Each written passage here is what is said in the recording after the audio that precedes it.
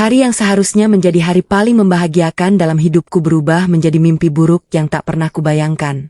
Aku sudah berdiri di depan petugas catatan nikah bersama pria yang kucintai. Semua berkas telah lengkap. Tinggal beberapa menit lagi kami resmi menjadi suami istri. Namun tiba-tiba calon ibu mertuaku berdiri, lalu menghentikan seluruh proses.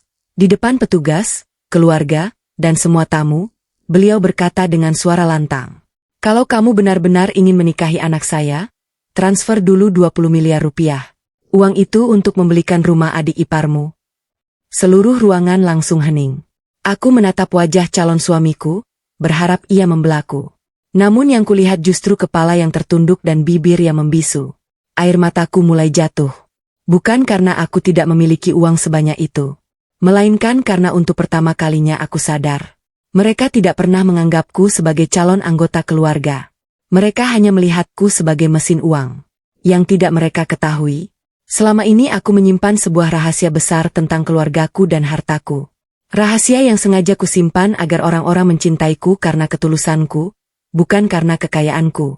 Dan ketika rahasia itu akhirnya terbongkar, orang yang paling keras mempermalukanku justru menangis sambil memohon agar aku tetap menjadi bagian dari keluarga mereka. Tetapi, apakah semua penyesalan itu masih ada artinya setelah harga diriku dihancurkan di depan semua orang? Halo sahabat air mata menantu, sebelum cerita ini dimulai, jangan lupa bantu like dan subscribe dulu ya. Semoga siapapun yang menekan tombol subscribe di channel ini, dilancarkan rezekinya, dipanjangkan umurnya, disehatkan badannya, dan keluarganya selalu dijauhkan dari kesedihan serta dipenuhi kebahagiaan. Amin. Sebelum kita mulai, tuliskan nama dan kota kalian di kolom komentar. Saya senang sekali bisa menyapa sahabat semua dari berbagai daerah. Tulis juga dari kota mana Anda menonton video ini. Hari yang berubah menjadi mimpi buruk. Namaku Sari. Usiaku 37 tahun. Banyak orang mengenalku sebagai perempuan yang sederhana, tenang, dan tidak pernah suka memamerkan apa yang kumiliki. Aku bekerja sebagai konsultan keuangan di sebuah perusahaan swasta. Penghasilanku cukup, bahkan lebih dari cukup untuk hidup nyaman. Namun aku selalu memilih hidup sederhana karena itulah pesan terakhir kedua orang tuaku. 5 tahun lalu aku bertemu dengan Arif. Ia bukan pria kaya. Saat itu ia masih merintis usaha bersama beberapa temannya. Kami bertemu dalam sebuah kegiatan sosial di panti asuhan. Yang membuatku jatuh hati bukan hartanya, melainkan sikapnya yang terlihat sopan dan penyayang kepada anak-anak. Hubungan kami berjalan baik. Selama 5 tahun aku selalu mendampinginya. Saat usahanya rugi, aku diam-diam membantu mencarikan investor tanpa pernah meminta imbalan. Saat ia hampir menyerah, akulah yang menguatkannya. Bahkan ketika mobilnya disita karena tidak mampu membayar cicilan, aku yang diam-diam melunasi tunggakannya melalui orang lain agar harga dirinya tetap terjaga. Semua itu tidak pernah kukatakan kepadanya. Aku hanya ingin dicintai sebagai diriku sendiri, bukan karena uang. Namun ada satu orang yang sejak awal tidak pernah menyukaiku. Beliau adalah calon ibu mertuaku, Bu Tatik. Entah mengapa, beliau selalu merasa aku tidak pantas menjadi istri Arif. Beberapa kali beliau berkata di depan keluarga besarnya, perempuan seperti Sari itu kelihatannya baik, tapi belum tentu bisa membawa keuntungan buat keluarga. Aku hanya tersenyum. Aku tidak pernah membalas. Arif selalu berkata, sabar ya, Ri. Mama memang begitu orangnya. Kalimat itu membuatku terus bertahan.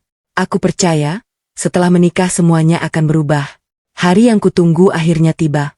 Aku mengenakan gaun putih sederhana dengan riasan tipis. Aku sengaja tidak memakai perhiasan mahal meskipun aku memilikinya. Aku ingin memulai rumah tangga tanpa kesan berlebihan. Gedung catatan nikah mulai dipenuhi keluarga. Suasana terasa hangat. Beberapa kerabat menghampiriku. Sari cantik sekali. Semoga jadi keluarga yang bahagia. Aku hanya tersenyum sambil mengucapkan terima kasih.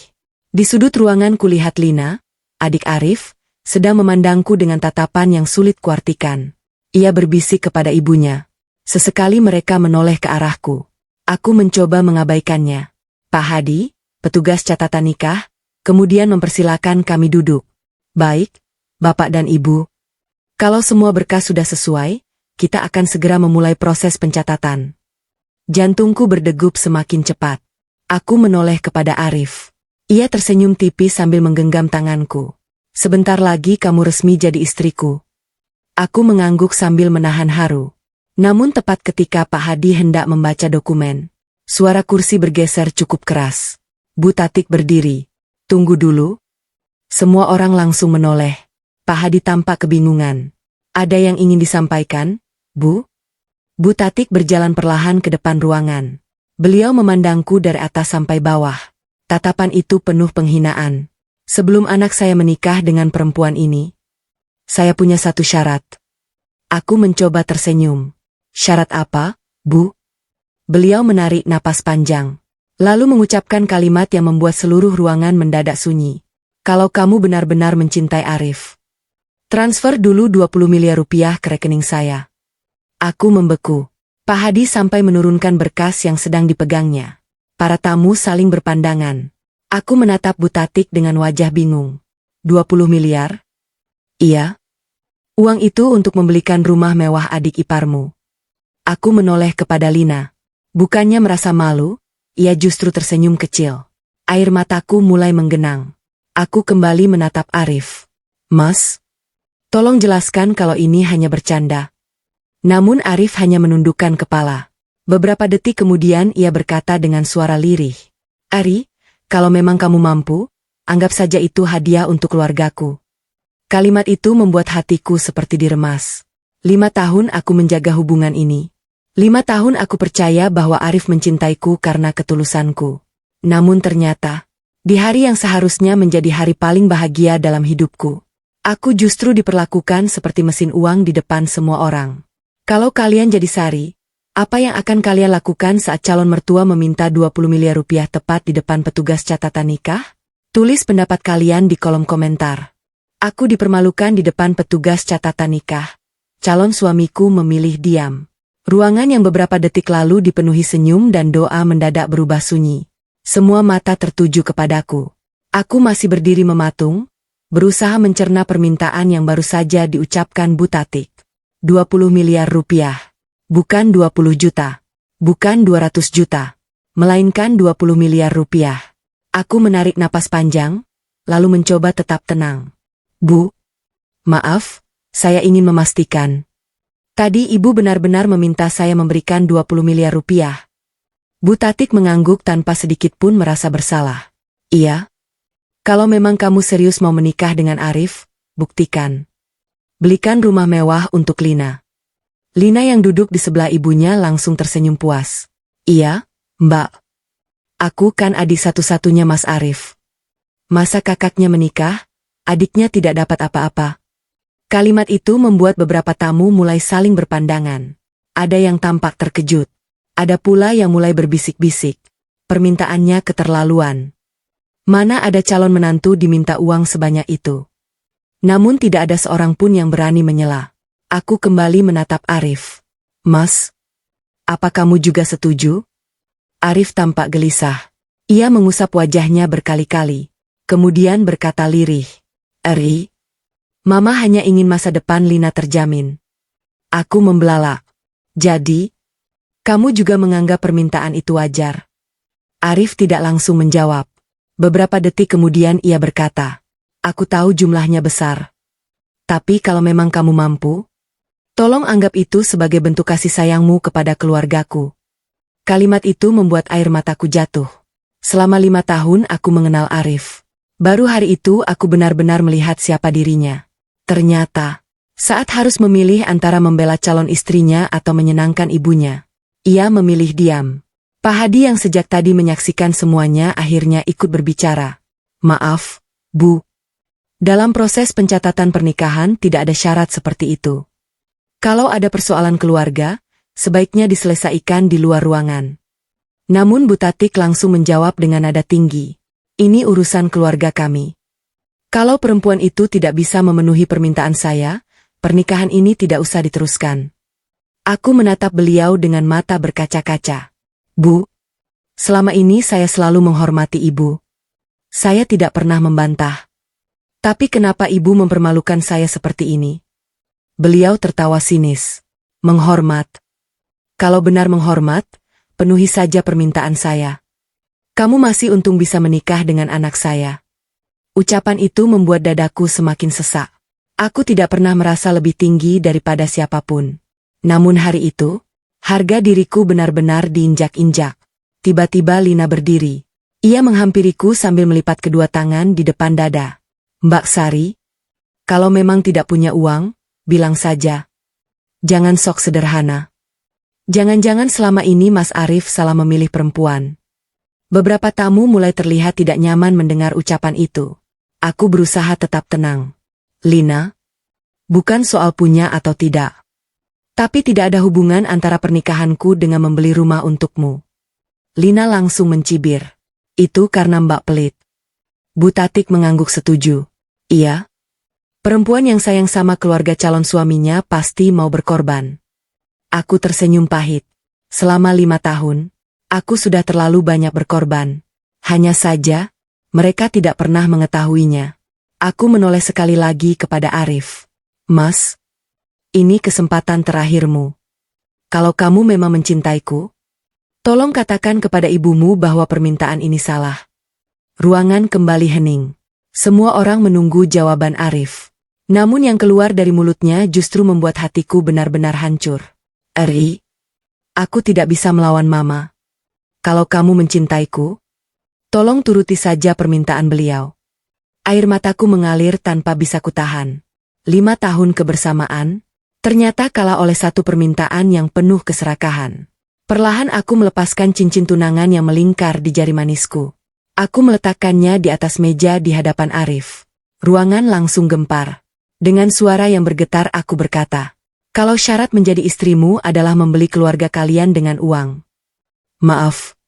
Aku memilih membatalkan pernikahan ini. Belum sempat aku melangkah keluar, pintu ruang catatan nikah tiba-tiba terbuka. Seorang pria berjas hitam masuk dengan tergesa-gesa sambil membawa sebuah map kulit berwarna biru. Begitu melihatku, ia langsung berkata dengan lantang. Bu Sari, akhirnya saya menemukan Anda. Ada dokumen warisan senilai ratusan miliar yang harus segera Anda tanda tangani. Seluruh ruangan langsung membeku. Calon mertuaku mendadak berubah wajah saat mendengar warisan ratusan miliar. Aku menghentikan langkahku. Seluruh ruangan yang sejak tadi dipenuhi bisik-bisik tiba-tiba menjadi sunyi. Semua mata beralih kepada pria berjas hitam yang baru saja masuk sambil membawa map kulit berwarna biru tua. Napasku tertahan. Aku mengenal pria itu. Namanya Pak Damar.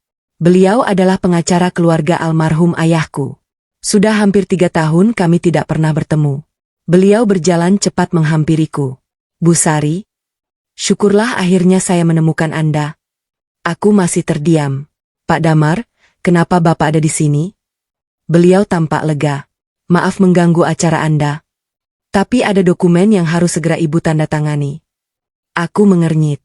Dokumen apa? Pak Damar mengangkat map yang dibawanya. Dokumen warisan keluarga.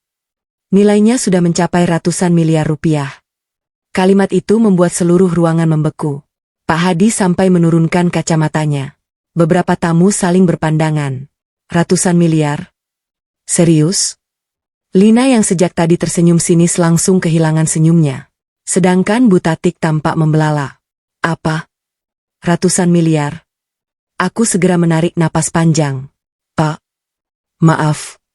Saya tidak ingin membahas itu di sini. Pak Damar mengangguk hormat. Saya mengerti. Tetapi batas waktu penandatanganan tinggal hari ini. Karena itu saya harus menemui Ibu. Aku memandang map itu beberapa detik. Lalu kembali menutupnya. Tolong simpan dulu. Nanti kita bicara setelah semua urusan selesai. Pak Damar tersenyum. Baik, Bu. Bu Tatik langsung menghampiri kami. Wajahnya yang tadi penuh amarah kini berubah menjadi ramah. Maaf. Tadi Bapak bilang warisan? Pak Damar mengangguk. Iya. Warisan keluarga Bu Sari. Bu Tatik langsung tertawa kecil. Wah. Berarti keluarga kita memang berjodoh. Aku menatap beliau tanpa berkata apa-apa. Beberapa menit yang lalu, beliau masih menghina dan mempermalukanku. Sekarang, nada bicaranya berubah drastis. Lina juga ikut mendekat. Mbak Sari, aku kan tadi cuma bercanda. Kita tetap saudara nanti. Aku tersenyum tipis. Senyum yang penuh luka. Baru 5 menit yang lalu, kamu bilang aku perempuan miskin. Waktu itu kenapa tidak menganggapku saudara? Lina langsung terdiam. Arif perlahan menghampiriku. Ri, aku tidak tahu soal semua ini. Aku menatapnya. Apa yang tidak kamu tahu? Soal warisan. Aku menggeleng pelan. Masalahnya bukan itu. Masalahnya?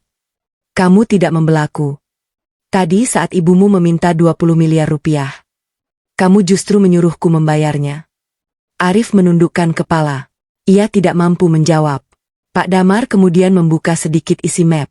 Beliau mengeluarkan satu lembar dokumen. Bu Sari, kalau boleh saya mengingatkan, almarhum ayah ibu berpesan, jangan pernah menikah dengan orang yang mencintai hartamu. Kalimat itu membuat air mataku langsung mengalir. Aku masih ingat pesan ayah. Beliau selalu berkata, kalau suatu hari ada orang yang berubah hanya karena tahu kamu kaya, tinggalkan. Karena yang mereka cintai bukan kamu. Aku memejamkan mata. Hari ini, aku benar-benar melihat sendiri arti pesan itu. Tiba-tiba Bu Tatik memegang tanganku. Sari, Ibu minta maaf. Soal 20 miliar rupiah tadi. Ibu hanya menguji ketulusanmu. Aku perlahan melepaskan tangannya. Menguji? Iya. Ibu cuma bercanda. Aku tersenyum pahit. Bu, di depan petugas catatan nikah, tidak ada orang yang bercanda meminta 20 miliar rupiah. Ruangan kembali sunyi. Beberapa tamu mulai mengangguk pelan. Mereka juga sadar bahwa alasan Bu Tatik sudah tidak masuk akal. Saat aku hendak keluar dari ruangan, Pak Damar kembali berbicara. Bu Sari, masih ada satu hal lagi. Aku berhenti. Apa, Pak? Beliau membuka halaman terakhir dokumen itu. Lalu berkata dengan suara tenang. Warisan ini baru bisa dicairkan apabila ibu masih berstatus belum menikah. Aku langsung membeku. Seluruh ruangan kembali terdiam. Pak Damar melanjutkan. Kalau pernikahan ini tetap dilanjutkan hari ini, seluruh hak warisan itu otomatis gugur sesuai wasiat almarhum ayah ibu. Wajah Bu Tatik langsung pucat. Sedangkan Arif membelalak tidak percaya. Kini, keputusan ada di tanganku. Melanjutkan pernikahan, atau mempertahankan amanah terakhir ayahku. Kalau kalian jadi Sari, apa yang akan kalian pilih? Menikah dengan pria yang tidak membela kalian? Atau membatalkan semuanya demi menjaga harga diri? Tulis pendapat kalian di kolom komentar. Aku memilih membatalkan pernikahan. Mereka mendadak panik. Ruangan catatan nikah kembali sunyi. Tidak ada satupun yang berani berbicara setelah Pak Damar membacakan isi wasiat almarhum ayahku. Warisan hanya dapat diberikan apabila Bu Sari belum menikah saat proses pencairan dilakukan. Aku memejamkan mata. Dalam benakku terlintas wajah ayah. Beliau memang selalu berhati-hati terhadap orang yang mendekatiku. Dulu aku sering menganggap ayah terlalu khawatir. Hari ini aku baru mengerti. Beliau hanya ingin memastikan putrinya tidak dimanfaatkan. Pak Hadi, petugas catatan nikah, menatapku dengan tenang. Bu Sari, keputusan ada di tangan ibu. Aku mengangguk pelan. Tanganku masih menggenggam cincin tunangan yang tadi kulepas. Aku memandang Arif. Pria yang selama 5 tahun menjadi tempatku menyimpan harapan. Mas, sebelum aku memutuskan, aku ingin bertanya sekali lagi. Arif langsung mengangkat kepalanya. Iya, Ri. Kalau hari ini Pak Damar tidak datang? Kalau kamu tetap menganggap aku perempuan biasa? Apakah kamu tetap akan meminta aku memberikan 20 miliar rupiah kepada keluargamu? Arif terdiam. Ruangan kembali sunyi. Aku menunggu jawabannya. Namun beberapa detik berlalu, ia tetap membisu. Bu Tatik buru-buru menyela. Sari, sudahlah. Kita jangan membahas yang tadi. Kita lanjutkan saja pernikahannya. Aku menoleh kepadanya. Tatapan beliau sudah sangat berbeda. Tidak ada lagi nada merendahkan. Yang ada hanya kepanikan. Aku tersenyum pahit. Bu, 15 menit yang lalu, Ibu bilang aku tidak pantas menjadi bagian keluarga ini. Sekarang kenapa berubah? Bu Tatik memaksakan senyum. Ibu hanya emosi. Kamu jangan dimasukkan ke hati. Aku menggeleng pelan. Kalimat yang keluar saat marah biasanya adalah isi hati yang sebenarnya. Beliau langsung kehilangan senyum. Lina ikut mendekat. Mbak, maafin aku ya. Soal rumah tadi, Aku nggak jadi minta. Aku menatapnya. Kamu nggak jadi minta? Karena tahu aku punya warisan. Lina langsung menundukkan kepala. Ia tidak mampu menjawab. Pak Damar kemudian menyerahkan sebuah amplop kepadaku. Bu Sari. Ini juga titipan almarhum. Aku membukanya perlahan. Di dalamnya terdapat sepucuk surat. Tulisan tangan ayah langsung membuat air mataku jatuh. Anakku, kalau suatu hari kamu berdiri di persimpangan antara cinta dan harga dirimu, pilihlah harga dirimu. Karena orang yang benar-benar mencintaimu tidak akan pernah meminta kamu mengorbankan martabatmu.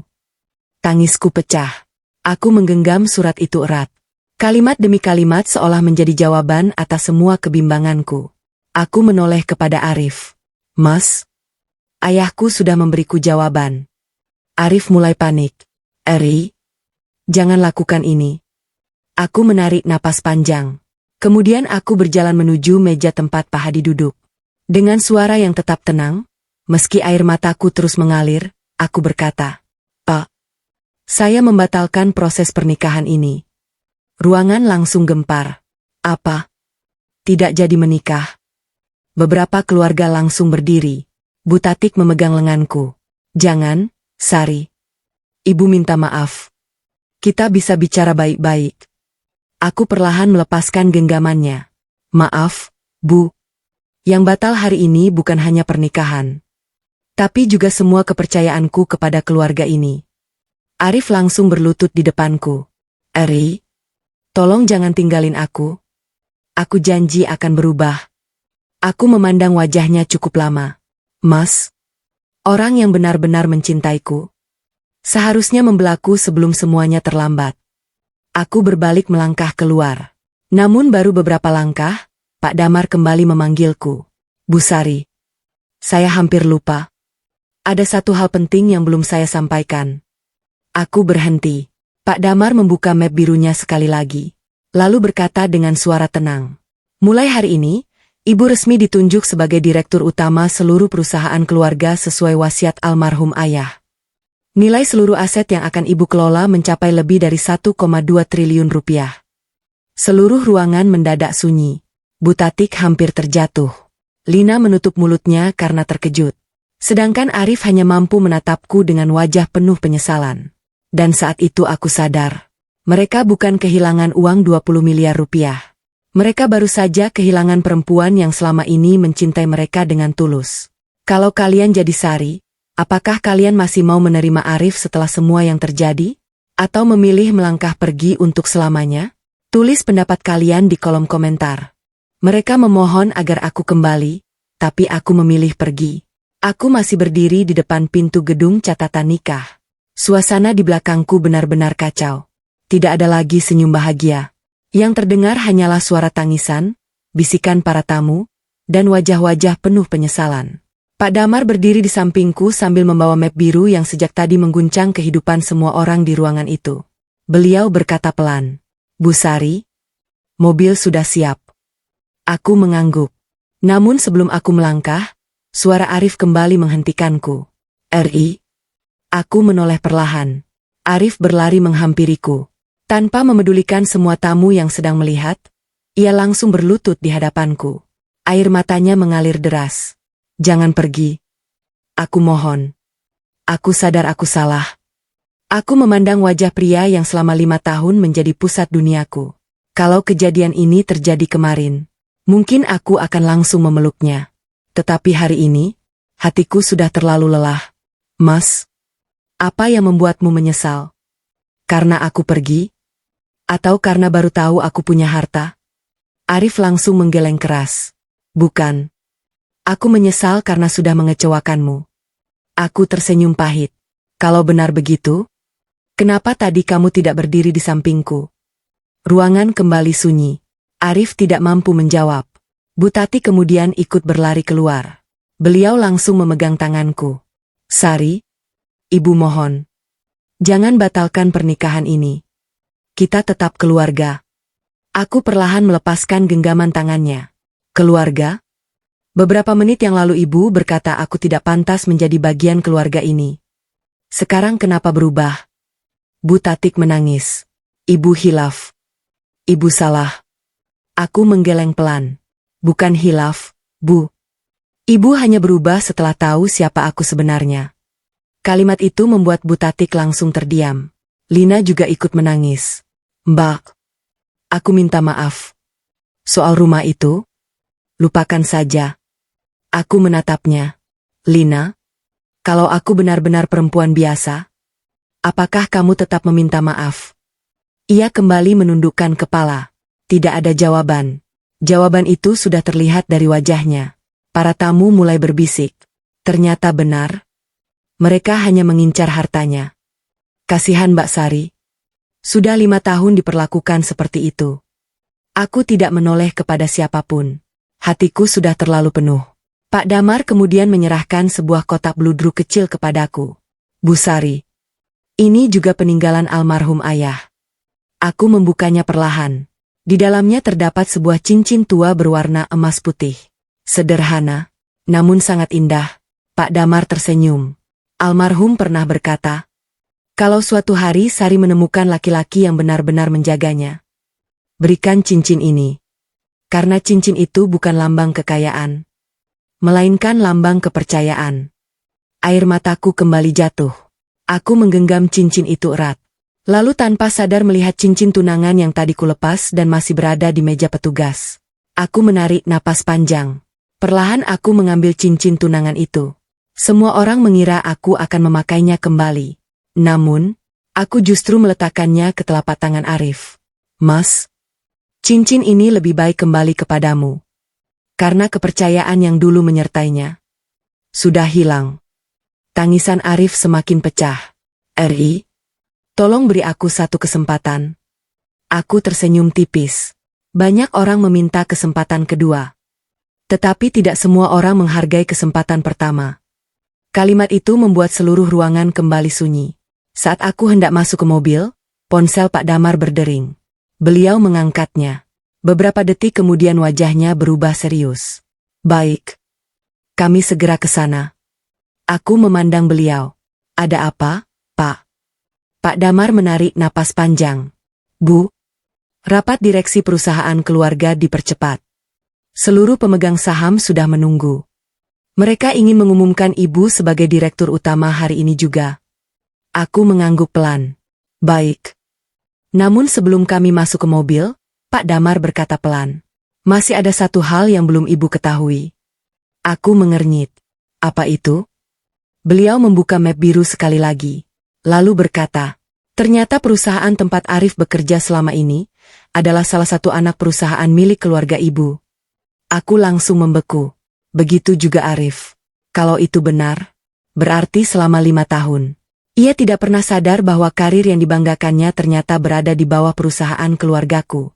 Dan aku mulai bertanya dalam hati, apa yang akan terjadi ketika seluruh kebenaran itu akhirnya diketahui Arif? Kalau kalian jadi Sari, apakah kalian akan tetap mempertahankan Arif di perusahaan keluarga, atau memilih memutus semua hubungan untuk selamanya? Tulis pendapat kalian di kolom komentar. Aku menjadi pemilik perusahaan, mantan calon suamiku langsung gemetar. Aku masih terpaku mendengar ucapan Pak Damar. Perusahaan tempat Arif bekerja adalah salah satu anak perusahaan milik keluarga Ibu. Aku memandang wajah Pak Damar bergantian dengan Arif. Apa Bapak yakin? Pak Damar mengangguk pelan. Sangat yakin. Selama ini perusahaan induknya dikelola oleh Dewan Direksi. Karena Ibu belum bersedia mengambil alih. Tapi mulai hari ini, seluruh kendali resmi berada di tangan Ibu. Aku menghela napas panjang.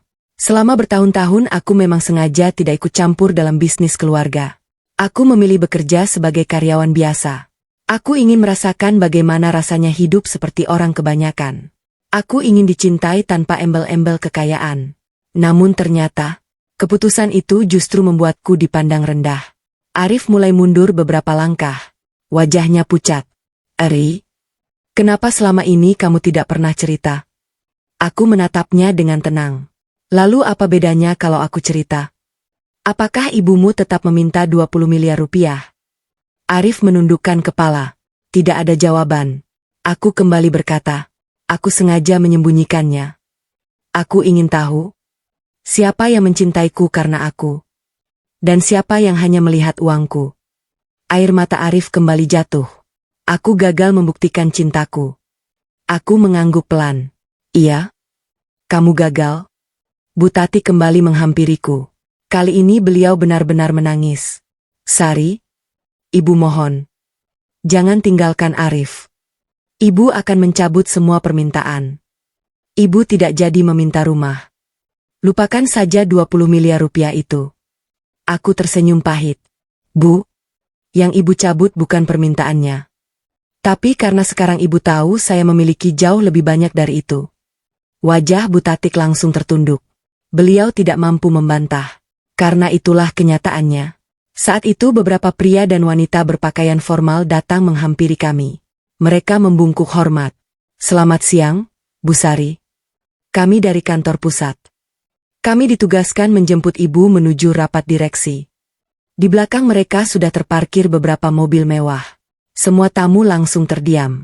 Lina sampai menutup mulutnya sendiri. Itu mobil direksi? Pak Damar tersenyum.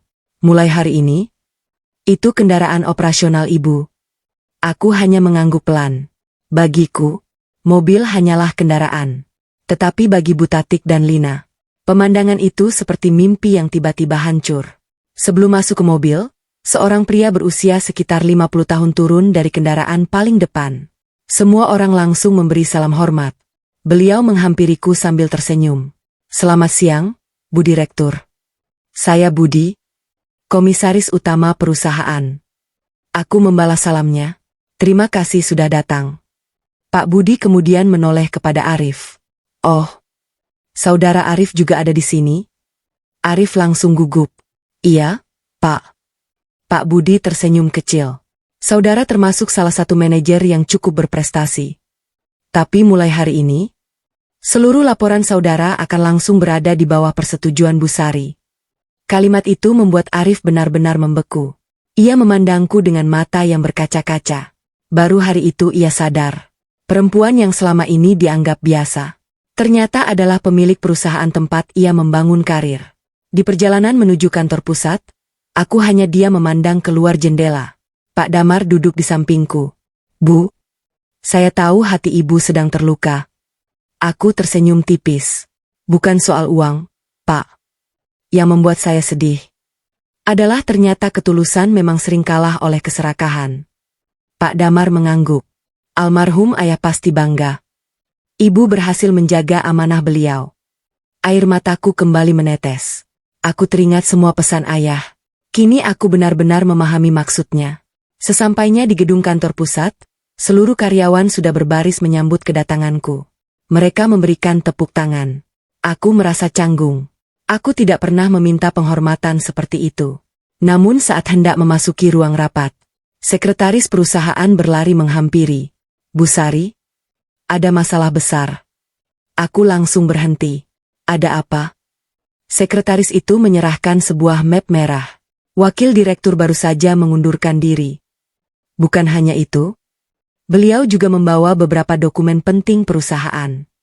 Aku mengernyit. Siapa wakil direktur itu? Sekretaris menelan ludah, lalu berkata pelan. Beliau adalah Paman Arif.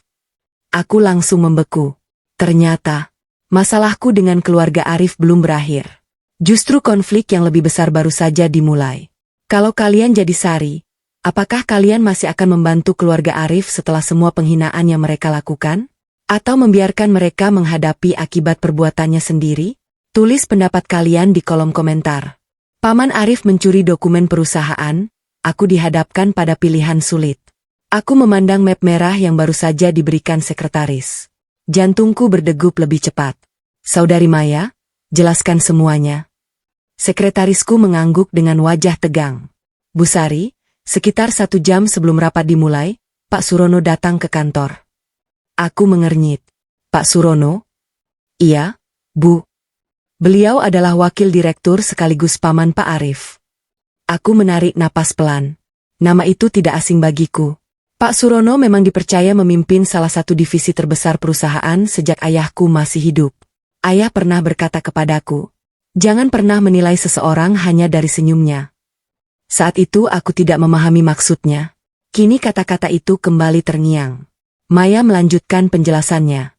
Beliau meminta seluruh dokumen proyek investasi. Katanya atas perintah Dewan Komisaris.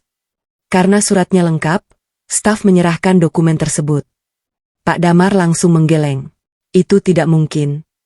Tidak ada perintah seperti itu. Aku mulai merasakan ada sesuatu yang tidak beres. Lalu, Maya menelan ludah. Setelah dokumen dibawa, beliau mengirim surat pengunduran diri. Ruangan rapat langsung menjadi gaduh. Para direktur saling berpandangan. Salah seorang komisaris berkata, kalau dokumen itu jatuh ke tangan pesaing, perusahaan bisa mengalami kerugian sangat besar. Aku menutup map perlahan. Apakah keberadaan Pak Surono sudah diketahui? Maya menggeleng. Nomor teleponnya tidak aktif. Rumahnya kosong. Belum sempat rapat dilanjutkan, pintu ruang direksi terbuka. Arif berdiri di sana. Wajahnya kusut. Matanya sembab. Ia terlihat seperti belum tidur. Maaf. Aku ingin bicara. Beberapa direktur tampak heran. Aku memandangnya beberapa detik. Silakan. Arif berjalan mendekat. RI. Aku baru tahu Paman Surono bekerja di perusahaan keluargamu. Aku bersumpah. Aku tidak tahu apa-apa. Aku menatapnya tenang. Aku percaya. Kalimat itu membuat Arif sedikit lega.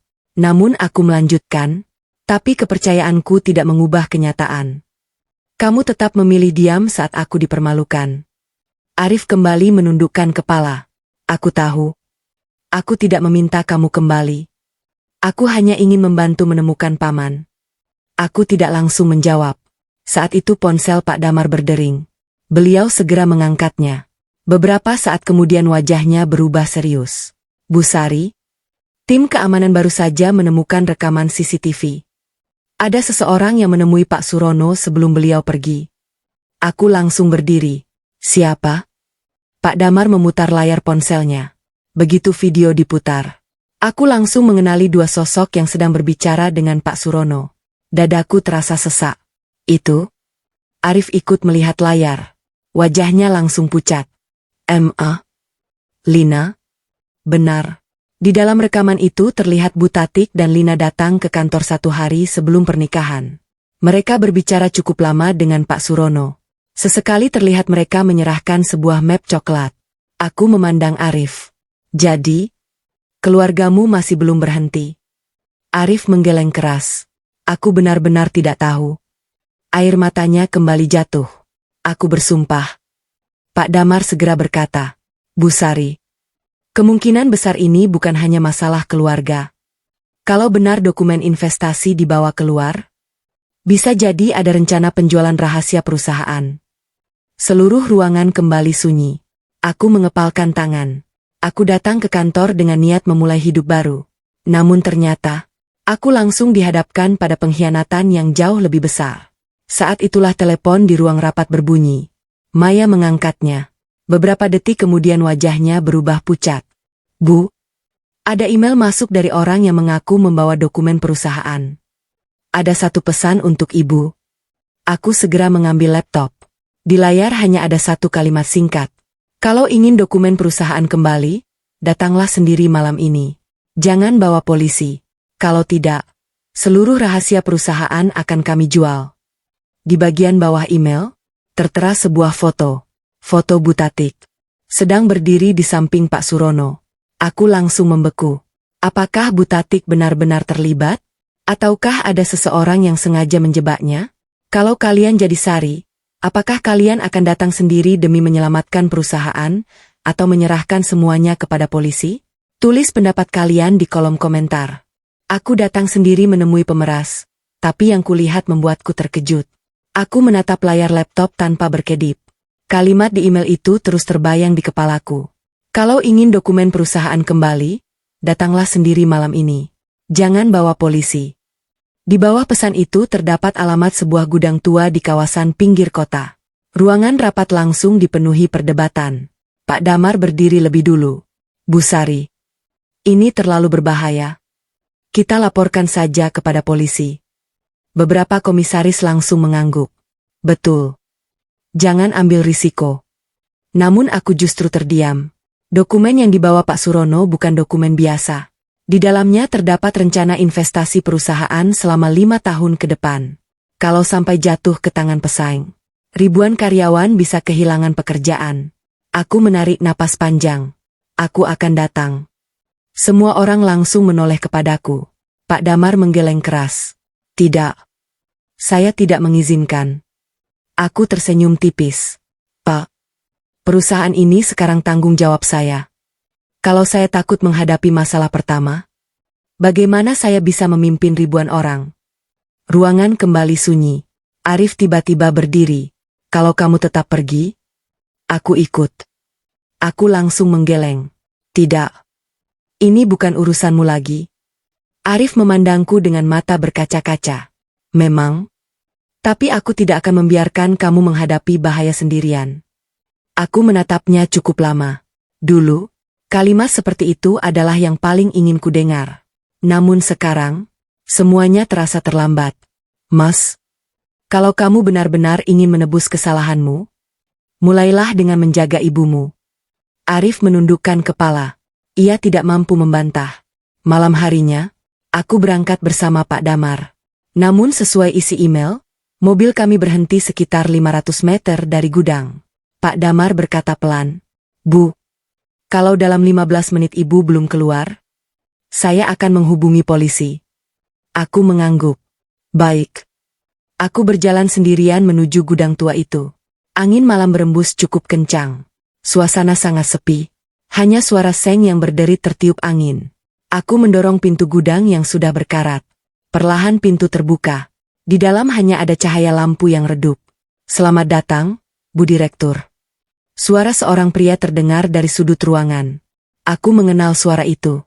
Pak Surono. Beliau keluar dari balik tumpukan peti kayu.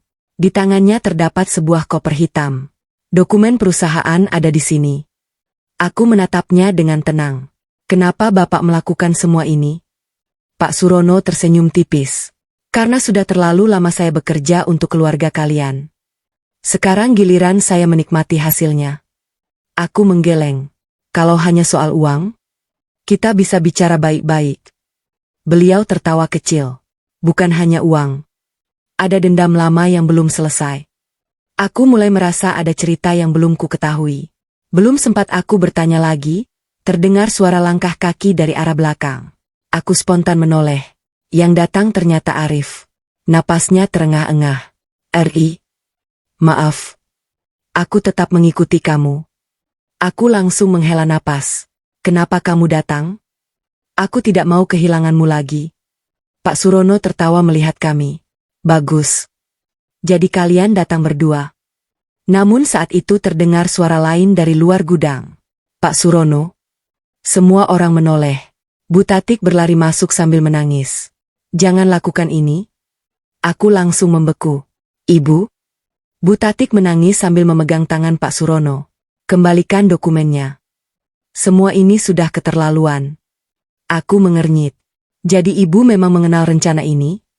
Bu Tatik menangis semakin keras. "Iya. Tapi ibu tidak tahu kalau Surono akan mencuri dokumen perusahaan. Saya hanya ingin Sari membatalkan pernikahan." Aku membelalak. "Jadi, semua kekacauan ini memang direncanakan?" Bu Tatik menutup wajahnya. "Iya. Ibu takut setelah menikah. Arif lebih mendengarkan kamu daripada ibu." Ruangan mendadak sunyi. Aku tidak menyangka. Semua penghinaan. Permintaan 20 miliar rupiah. Bahkan pembatalan pernikahan. Ternyata berawal dari rasa takut kehilangan kendali atas anaknya sendiri. Namun sebelum siapapun sempat berbicara lagi, Pak Surono tiba-tiba membuka koper hitam itu. Di dalamnya bukan hanya dokumen perusahaan. Ada pula sebuah map tua berwarna hijau. Beliau tersenyum sambil berkata, "Selain dokumen perusahaan, saya juga menemukan rahasia yang selama puluhan tahun disembunyikan keluarga Sari." Jantungku langsung berdegup sangat kencang. Rahasia apa lagi yang belum pernah ku dengar? Dan mengapa Pak Surono tampak begitu yakin bahwa rahasia itu bisa menghancurkan hidupku? Kalau kalian jadi Sari, apakah kalian akan tetap tenang menghadapi ancaman itu? Atau langsung memanggil polisi? Tulis pendapat kalian di kolom komentar. Rahasia di dalam map hijau membuat duniaku seakan berhenti. Tanganku mengepal begitu melihat Pak Surono mengangkat map hijau tua dari dalam koper hitam. Map itu tampak sudah sangat lama. Sudut-sudutnya mulai kusam. Di bagian depannya tertulis sebuah nama yang langsung membuat napasku tertahan. PT Mahardika Nusantara. Itu adalah nama perusahaan pertama yang didirikan ayahku puluhan tahun lalu. Perusahaan yang selama ini kukira sudah lama ditutup. Aku menatap Pak Surono. Dari mana Bapak mendapatkan map itu? Pak Surono tersenyum tipis. Dari tempat yang seharusnya tidak pernah kamu ketahui. Aku mencoba tetap tenang. Kalau memang ingin bicara, bicaralah. Jangan bermain teka-teki. Pak Surono tertawa pelan. Kamu memang mirip ayahmu. Tenang di luar. Tapi sebenarnya sedang panik. Aku tidak menjawab. Aku hanya terus memperhatikan map itu. Butatik yang sejak tadi menangis ikut memandang map tersebut. Surono, tolong hentikan semua ini. Kita sudah terlalu jauh. Pak Surono menoleh kepadanya. Justru sekarang semuanya baru dimulai. Beliau kemudian membuka map hijau itu. Di dalamnya terdapat beberapa lembar dokumen lama. Ada sertifikat. Ada surat kepemilikan. Ada pula beberapa foto hitam putih. Beliau mengambil salah satu foto. Lalu menunjukkannya kepadaku. Kenal orang ini? Aku menerima foto itu dengan tangan gemetar. Di sana terlihat ayahku sedang berdiri bersama 3 orang pria. Salah satunya adalah Pak Surono yang masih muda. Aku membelalak. Bapak pernah bekerja dengan ayahku? Pak Surono mengangguk. Bukan sekadar bekerja. Dulu kami mendirikan perusahaan itu bersama. Aku langsung menoleh kepada Pak Damar. Beliau terlihat terkejut. Setahu saya, pemegang saham hanya almarhum Pak Mahendra. Pak Surono tersenyum sinis. Itulah cerita yang selama ini kalian percaya. Beliau mengambil dokumen lain. Lihat ini. Aku membaca perlahan. Itu adalah akta pendirian perusahaan. Di halaman pertama memang tertulis nama ayahku. Namun di halaman berikutnya, ada nama lain. Surono Prasetyo. Aku langsung mengernyit. Kalau memang Bapak ikut mendirikan perusahaan, kenapa nama Bapak tidak pernah disebut? Pak Surono menarik napas panjang. Karena ayahmu mengkhianatiku. Ruangan langsung sunyi. Aku menggeleng. Aku tidak percaya. Ayahku bukan orang seperti itu. Pak Surono tertawa kecil. Tentu kamu akan membela ayahmu. Tapi semua bukti ada di sini. Saat suasana semakin tegang, Pak Damar meminta izin melihat dokumen tersebut. Beliau membacanya dengan sangat teliti. Beberapa menit berlalu. Kemudian beliau mengangkat kepala. Pak Surono. Saya mengenali dokumen ini. Harapan muncul di wajah Pak Surono. Ternyata masih ada yang ingat. Namun Pak Damar justru menggeleng. Dokumen ini memang asli. Tapi, halaman terakhirnya hilang. Pak Surono langsung berubah tegang. Maksud Anda? Pak Damar menatapnya dengan serius. Di halaman terakhir terdapat surat pengalihan saham. Surat itu ditandatangani sendiri oleh Bapak. Bapak menjual seluruh saham kepada almarhum Pak Mahendra dengan nilai yang Bapak sepakati. Ruangan kembali sunyi. Aku memandang Pak Surono. Wajahnya mulai berubah. Beliau tampak gugup. Pak Damar melanjutkan. Kalau halaman terakhir itu tidak ada, cerita yang muncul memang seolah-olah Bapak ditipu. Padahal kenyataannya tidak demikian. Aku mulai memahami semuanya. Berarti, Pak Surono sengaja menyembunyikan halaman terakhir agar terlihat sebagai korban. Tiba-tiba terdengar suara tepuk tangan dari arah pintu gudang. Semua orang menoleh. Beberapa polisi masuk bersama seorang pria tua yang mengenakan jas abu-abu. Pak Damar langsung tersenyum lega. Syukurlah. Bapak akhirnya datang. Aku mengernyit. Siapa beliau? Pak Damar menjawab pelan. Beliau adalah notaris yang membuat akta pendirian perusahaan puluhan tahun lalu. Pria tua itu berjalan mendekati Pak Surono. Lalu berkata dengan suara tegas. Surono, sudah cukup. Aku masih menyimpan salinan lengkap dokumen itu. Wajah Pak Surono langsung pucat. Beliau mundur beberapa langkah. Namun yang paling mengejutkan, notaris itu mengeluarkan satu amplop coklat tua. Lalu berkata, di dalam amplop ini bukan hanya salinan akta, tetapi juga surat yang ditulis Ayah Sari sebelum beliau meninggal. Aku langsung membeku. Surat itu? Belum pernah kulihat sebelumnya. Apa sebenarnya isi pesan terakhir ayahku? Dan mengapa beliau sengaja menyimpannya kepada seorang notaris selama bertahun-tahun? Kalau kalian jadi Sari, apakah kalian ingin langsung membaca surat itu di tempat? Atau membawanya pulang agar tidak dipengaruhi emosi?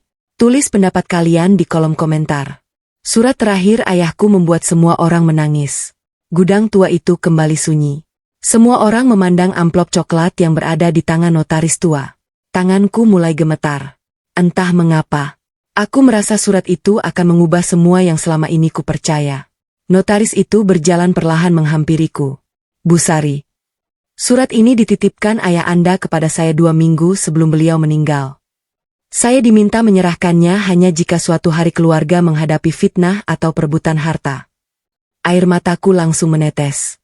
Ayah, bahkan setelah beliau tiada, beliau masih berusaha melindungiku. Aku menerima amplop itu dengan kedua tangan.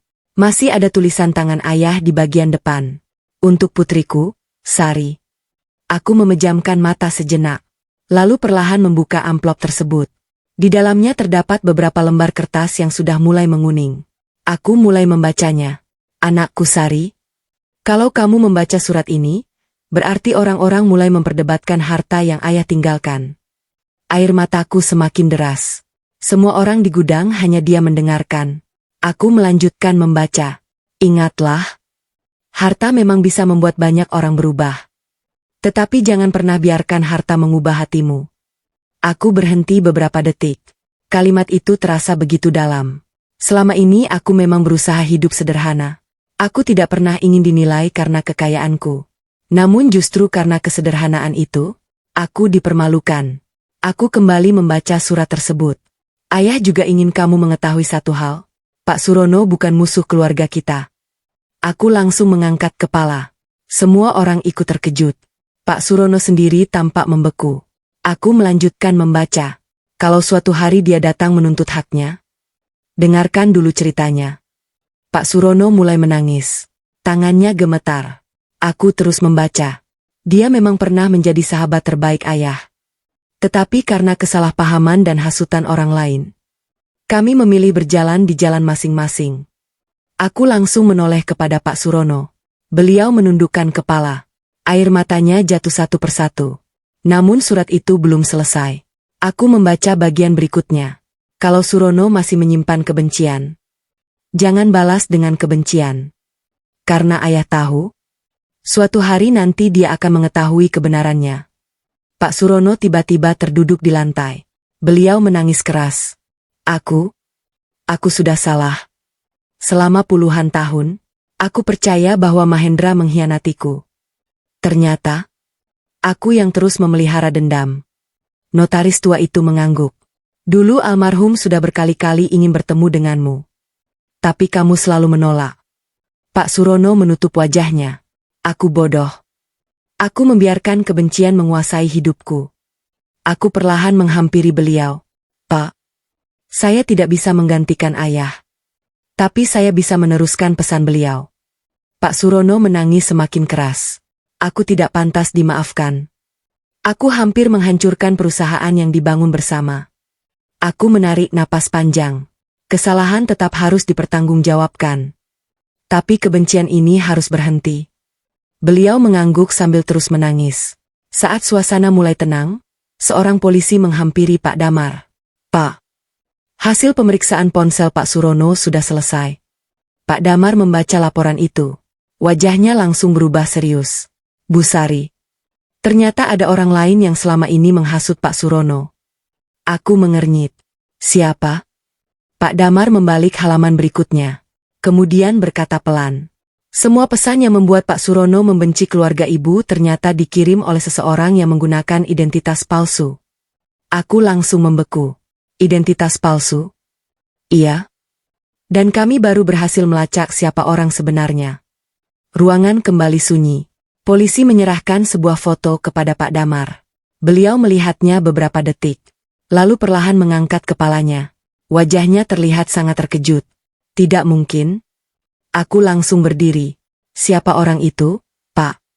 Pak Damar menatapku dengan serius. Lalu berkata, Orang yang menghasut Pak Surono selama bertahun-tahun, ternyata masih memiliki hubungan darah dengan keluarga ibu. Jantungku berdetak sangat kencang. Siapa sebenarnya orang itu? Dan mengapa selama puluhan tahun ia sengaja memecah belah keluarga kami?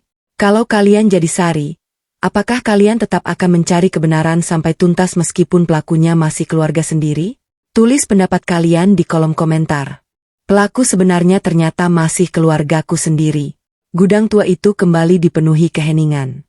Semua orang memandang Pak Damar yang masih memegang foto hasil penyelidikan polisi.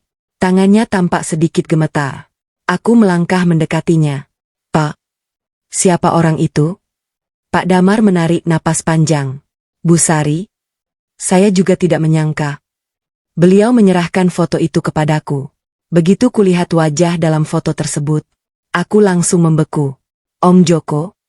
Air mataku hampir jatuh. Om Joko adalah adik kandung almarhum ibuku. Sejak kecil beliau sering datang ke rumah. Beliau bahkan pernah menggendongku ketika aku masih balita. Aku tidak percaya. Ini pasti salah. Pak Damar menggeleng pelan. Polisi sudah melacak semua percakapan. Akun palsu yang menghasut Pak Surono selama bertahun-tahun dibuat menggunakan identitas Om Joko.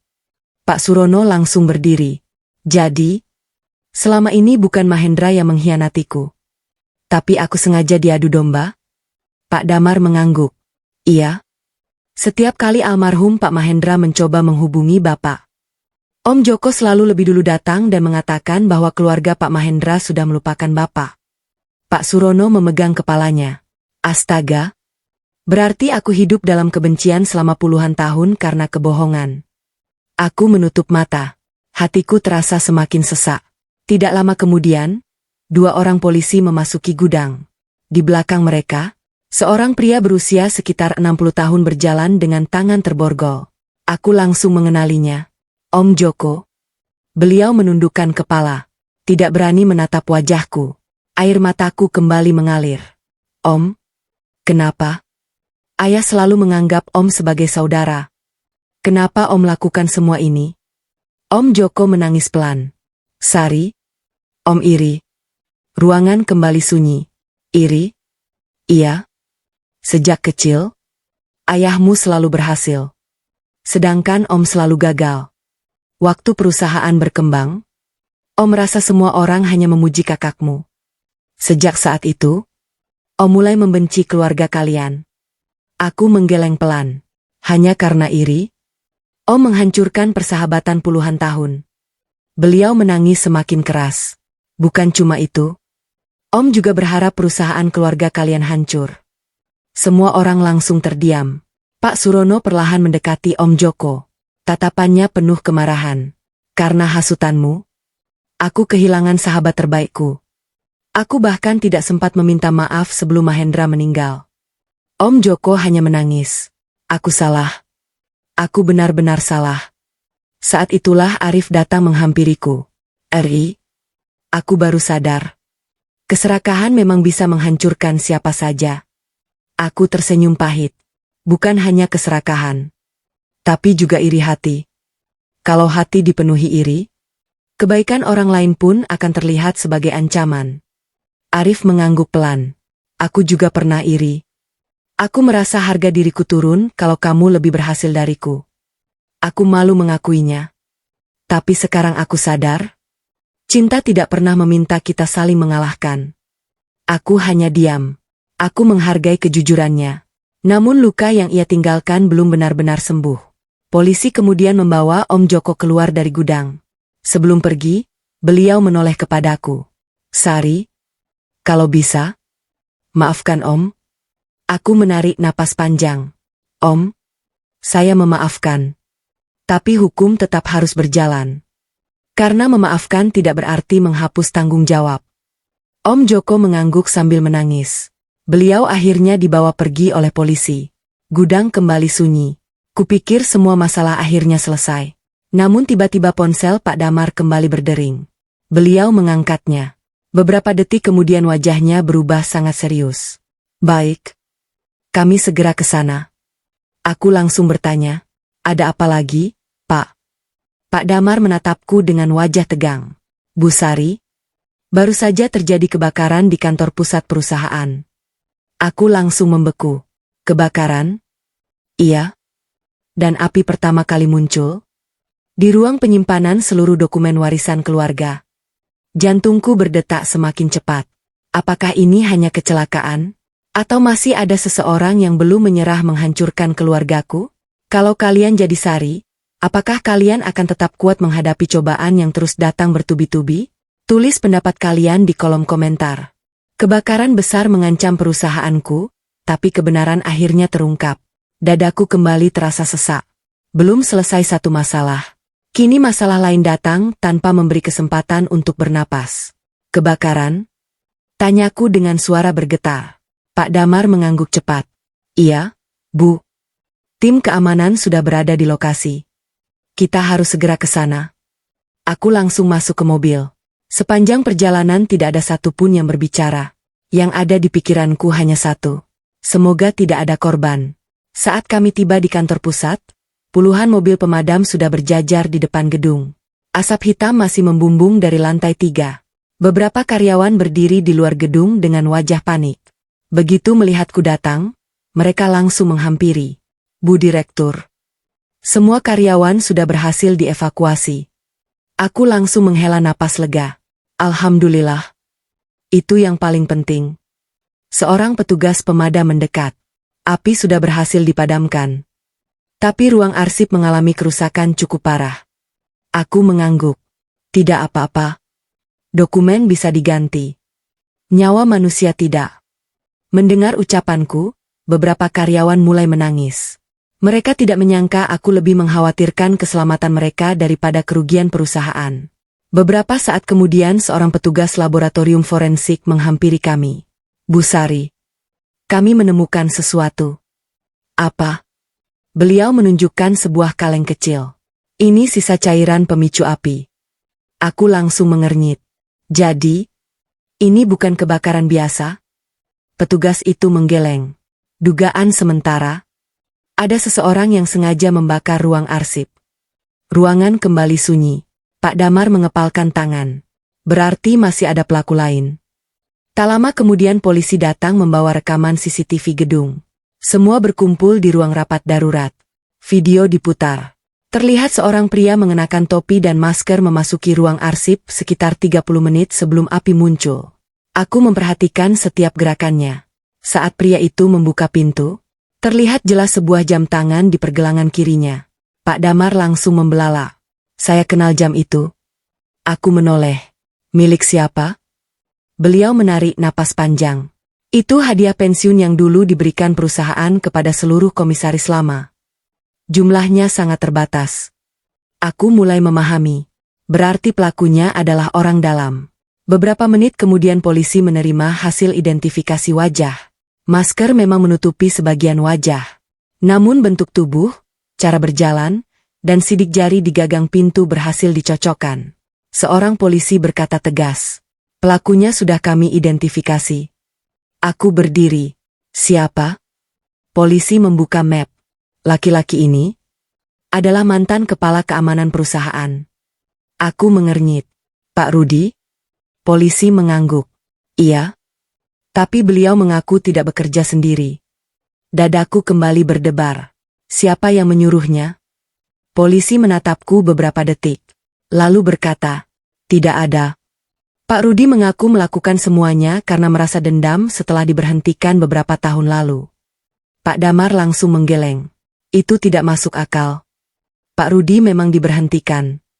Tapi beliau menerima seluruh haknya. Polisi mengangguk. Kami juga merasa ada yang janggal. Saat itulah seorang petugas lain masuk sambil membawa sebuah flash disk. Pak, kami menemukan rekaman cadangan. Video kembali diputar. Kali ini terlihat jelas seseorang menyerahkan sebuah amplop tebal kepada Pak Rudi di parkiran kantor. Orang itu memakai masker. Namun ketika angin bertiup, maskernya sedikit bergeser. Aku langsung membeku. Itu? Pak Damar ikut berdiri. Tidak mungkin. Orang di dalam video itu, bukan Bu Tatik. Bukan Pak Surono. Bukan juga Om Joko. Melainkan Lina, adik Arif. Perempuan yang dulu meminta rumah senilai 20 miliar rupiah. Ia terlihat menyerahkan amplop berisi uang kepada Pak Rudi. Lalu berkata, "Pastikan semua dokumen itu habis terbakar." Air mataku langsung jatuh. Aku benar-benar tidak menyangka. Setelah semua kejadian, Lina ternyata masih berusaha menghancurkan hidupku. Saat itu juga Arif yang baru tiba di kantor melihat rekaman tersebut. Ia memejamkan mata. Air matanya mengalir deras. "Eri, kali ini, aku sendiri yang akan membawa adikku menyerahkan diri." Aku memandang Arif cukup lama. Untuk pertama kalinya, aku melihat keberanian yang selama ini tidak pernah ia tunjukkan.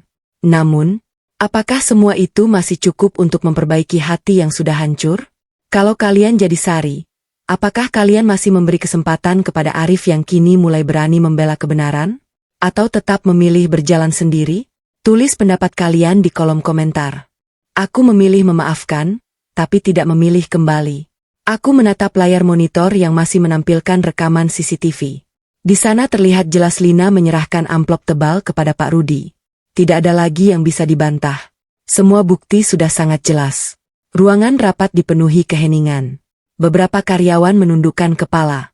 Mereka tidak menyangka bahwa orang yang selama ini terlihat manja ternyata sanggup melakukan tindakan sejauh itu. Arif masih berdiri mematung. Tatapannya kosong. Air matanya terus mengalir. "Aku benar-benar gagal menjadi kakak," katanya lirih. "Aku gagal menjaga adikku. Aku juga gagal menjaga perempuan yang paling mencintaiku." Aku menarik napas panjang. "Mas, kesalahan Lina adalah tanggung jawab Lina. Tapi kesalahanmu adalah karena kamu terlalu lama membiarkan keluargamu menyakiti orang lain." Arif mengangguk pelan. "Aku tahu. Dan penyesalan itu akan kubawa seumur hidup." Tidak lama kemudian, polisi membawa Lina ke ruang pemeriksaan perusahaan. Begitu melihatku, ia langsung berlutut. "Mbah, tolong, jangan laporkan aku." Tangisnya pecah. "Aku takut dipenjara." Aku memandang wajahnya. Wajah yang dulu begitu angkuh, kini penuh ketakutan. Aku bertanya pelan, "Kenapa kamu membakar ruang arsip?" Lina menangis semakin keras. "Aku takut. Takut Mama semakin membandingkan aku dengan Mbak. Aku takut Mas Arif lebih memilih Mbak daripada keluarganya. Aku takut kehilangan semuanya." Aku menggeleng pelan. "Karena rasa takut, kamu justru kehilangan semuanya." Ruangan kembali sunyi. Bu Tatik yang baru datang langsung memeluk Lina. "Anduk, Ibu minta maaf. Semua ini salah Ibu. Ibu yang sejak kecil selalu memanjakan kamu. Ibu yang selalu mengajarkan bahwa semua keinginanmu harus dipenuhi." Lina menangis di pelukan ibunya. "Aku capek, Bu. Aku capek hidup dengan rasa iri. Aku selalu merasa kurang. Aku selalu ingin memiliki apa yang dimiliki orang lain." Bu Tatik ikut menangis. "Ibu juga salah. Ibu terlalu mengejar harta.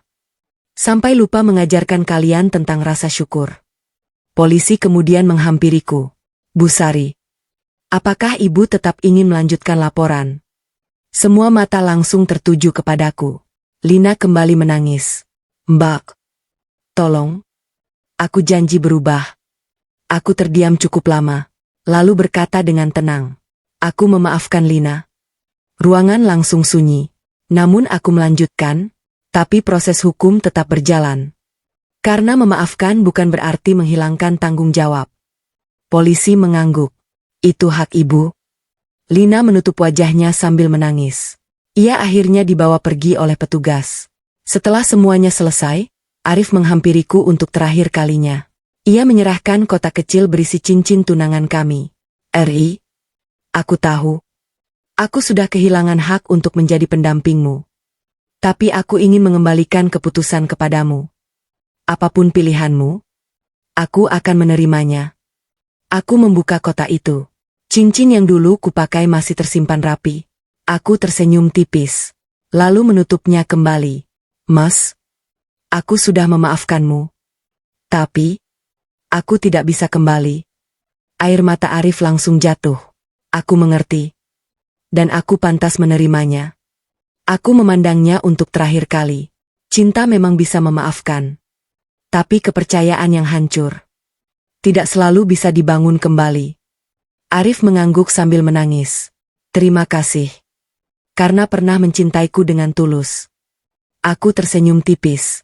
Lalu berbalik meninggalkan ruang rapat. Untuk pertama kalinya, aku melangkah tanpa beban. Sore itu aku berdiri di balkon lantai paling atas kantor pusat. Aku memandang ribuan karyawan yang masih bekerja dengan penuh semangat. Pak Damar menghampiriku. Bu Direktur. Semua masalah sudah selesai. Aku mengangguk. Iya. Tapi hidup harus terus berjalan. Pak Damar tersenyum. Almarhum ayah pasti bangga. Aku memandang langit. Semoga ayah tenang di sana. Saat itulah ponselku berbunyi. Sebuah pesan masuk dari nomor yang tidak kukenal. Selamat atas kemenanganmu, Sari. Tapi permainan ini belum benar-benar selesai. Aku langsung membeku. Siapa lagi yang mengirim pesan itu? Apakah masih ada rahasia lain yang belum terungkap? Ataukah hanya seseorang yang ingin menakutiku? Kalau kalian jadi Sari, apakah kalian akan mengabaikan pesan misterius itu, atau mencari tahu siapa pengirimnya? Tulis pendapat kalian di kolom komentar. Aku menutup masa lalu, mereka menangis dalam penyesalan. Aku menatap layar ponsel cukup lama. Pesan misterius itu masih terpampang jelas. Selamat atas kemenanganmu, Sari. Tapi permainan ini belum benar-benar selesai. Aku menarik napas panjang. Bukannya takut. Aku justru tersenyum tipis. Selama beberapa minggu terakhir aku sudah menghadapi fitnah, penghinaan, pengkhianatan, hingga ancaman terhadap perusahaan keluargaku. Kalau memang masih ada orang yang ingin menjatuhkanku, aku tidak akan lagi lari. Namun sebelum sempat membalas pesan itu, ponselku kembali berdering. Kali ini dari Pak Damar. Bu, tim siber sudah melacak nomor pengirim. Aku langsung berdiri. Siapa? Pak Damar tertawa kecil. Tenang. Bukan ancaman sungguhan. Aku mengernyit. Lalu? Ternyata itu hanya pesan otomatis dari nomor lama milik Pak Surono yang dijadwalkan beberapa hari sebelumnya. Aku menghela napas lega. Berarti, semua benar-benar telah berakhir. 3 bulan kemudian, perusahaan keluarga kembali berjalan normal. Proyek-proyek yang sempat tertunda mulai dilanjutkan. Para karyawan kembali bekerja dengan penuh semangat. Aku memilih lebih sering turun langsung ke lapangan daripada hanya duduk di ruang direktur. Bagiku, seorang pemimpin harus hadir di tengah orang-orang yang dipimpinnya. Suatu pagi, Maya masuk ke ruang kerjaku sambil tersenyum. Bu Direktur, perusahaan kita dinobatkan sebagai perusahaan dengan pelayanan terbaik tahun ini. Aku tersenyum. Ini hasil kerja kita semua. Bukan hasilku seorang. Seluruh ruangan dipenuhi tepuk tangan.